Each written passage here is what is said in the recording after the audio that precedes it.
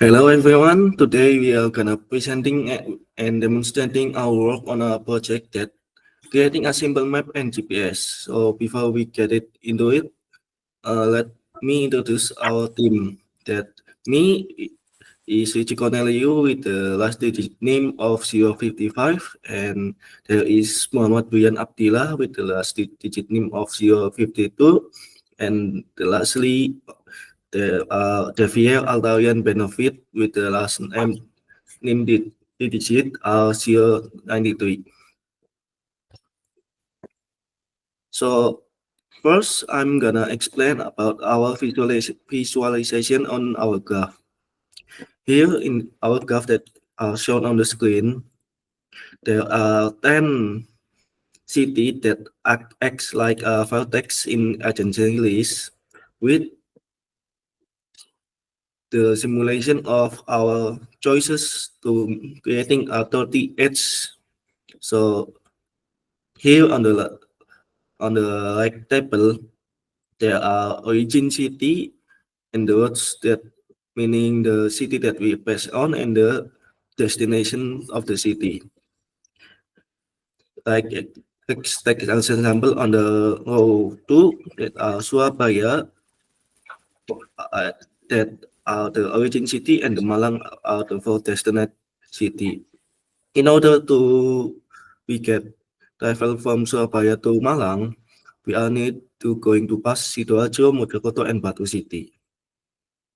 And as we can see on the bottom table, there are two types of weight or travel distance. Let's take a sample on the graph.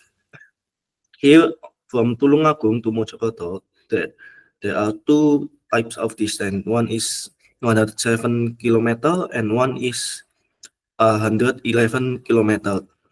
The black distance, that meaning of the motorcycle distance, and the red distance are representing a car distance.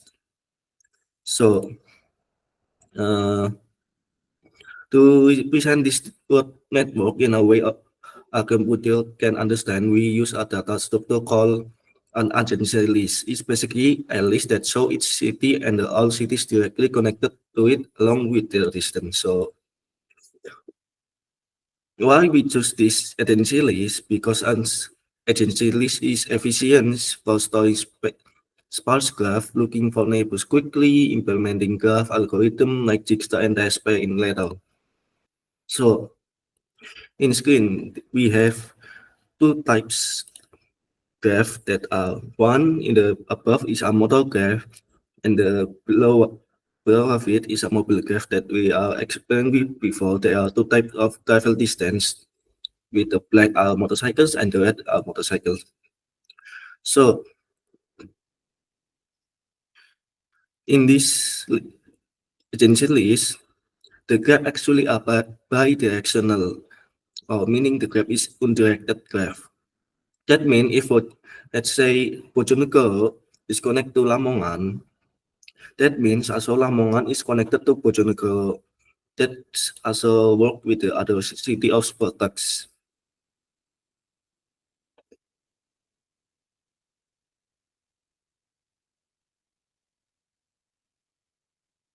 Next.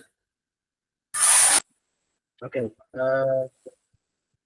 continue the presentation. I will explaining the Dijkstra algorithm.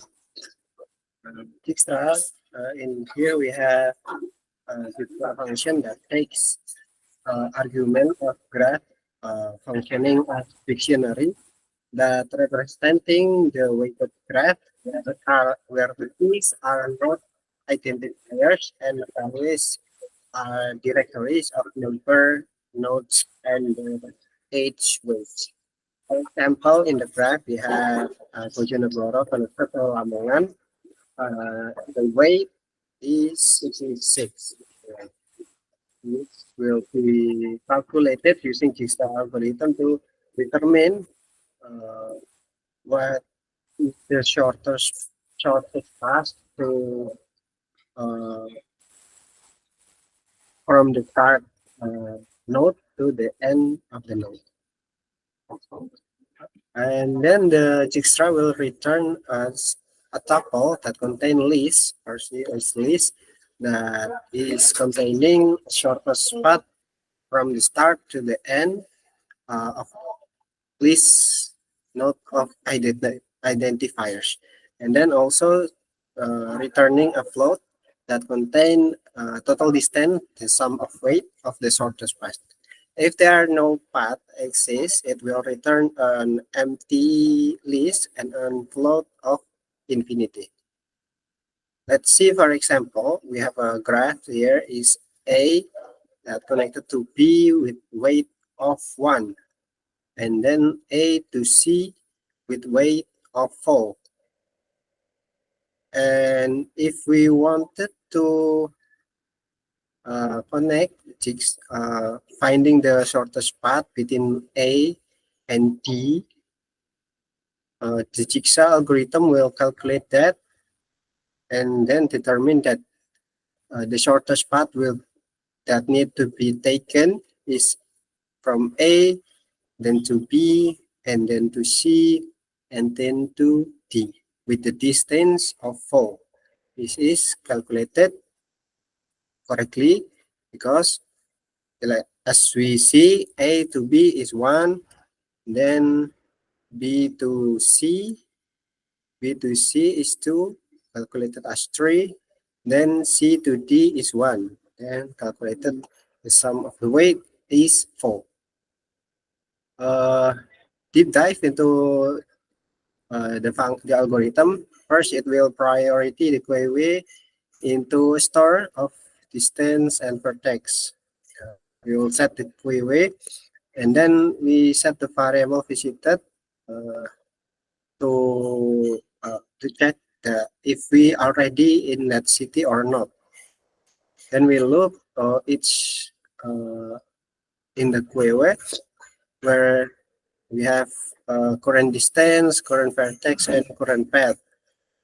If the current vertex is already visited, we skip that city. And then if the current path as already at the end of the vertex, we return the current path and the current distance because we already found the shortest path possible. And then if the city is not yet been visited, it will add the current vertex to the visited set. And then we also exploring the neighbor of the graph from the current vertex. Then if we found that the neighbor is not yet visited, we push the neighbor with updated distance and path to the heap queue. Then if we not finding anything, we return an empty list and a float of infinity. Okay, next. Okay, next I will explain about TSP. So, for the TSP, given a weight, direct graph, and start vertex, this function can find the shortest possible routes that visit all vertex exactly once and then returning to the starting vertex. Yes. For the function, there are arguments. The argument are graph, or we can say dictionary, that representing a Chensey list of the graph that contain minimum cost path, starting and ending at the start. For the example, CTA to CTB with distance, or we can call weight of 2. CTA to CTC with distance weight of 5, and etc. The second one are start. The start. That is the start point of the vertex. Next, it's return. The return that was a tuple. You see that the tuple one that contain minimal path in order to all parties with a minimum cost path, starting and ending at the start. There are also minimal costs that representing the total cost of the minimum cost path. And if their function are not valid, uh, and the path exists, so the return of the empty list and infinity path.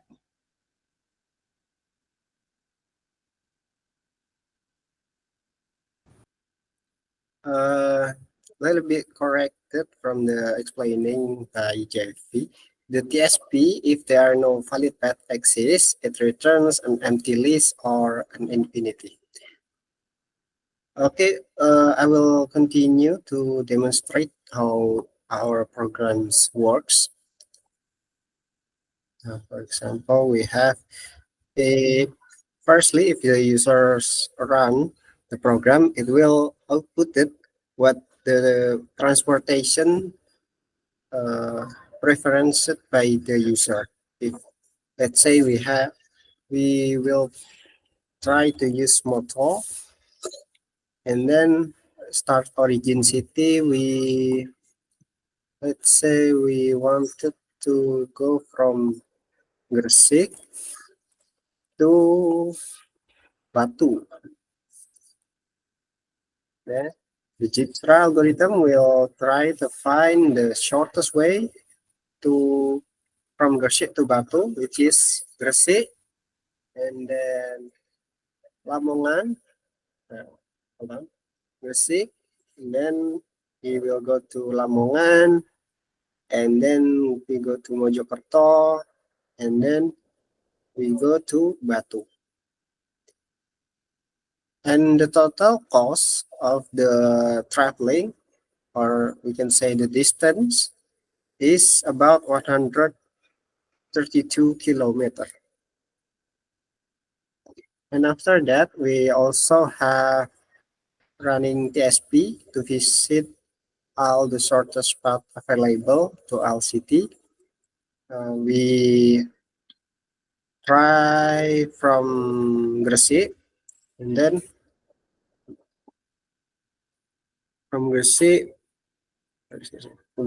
we go to Lamongan, and then we go to Bojonegoro, and then we go to Mojokerto, and then we go to Batu, and then Tulungagung, and then Blitar, and then Malang, and then Sidoarjo, Surabaya, and then back to Gresik with the cost path of 566 kilometer. From this from this test, we can conclude that the algorithm is indeed working correctly, and that's it from our demo. Please, Mr. Liu, continue.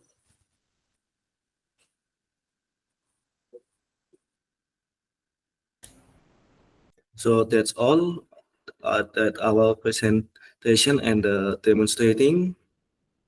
If there any mistakes or whatsoever, we are sorry for it. And so thank you for watching our presentation and demonstration, and see you next time.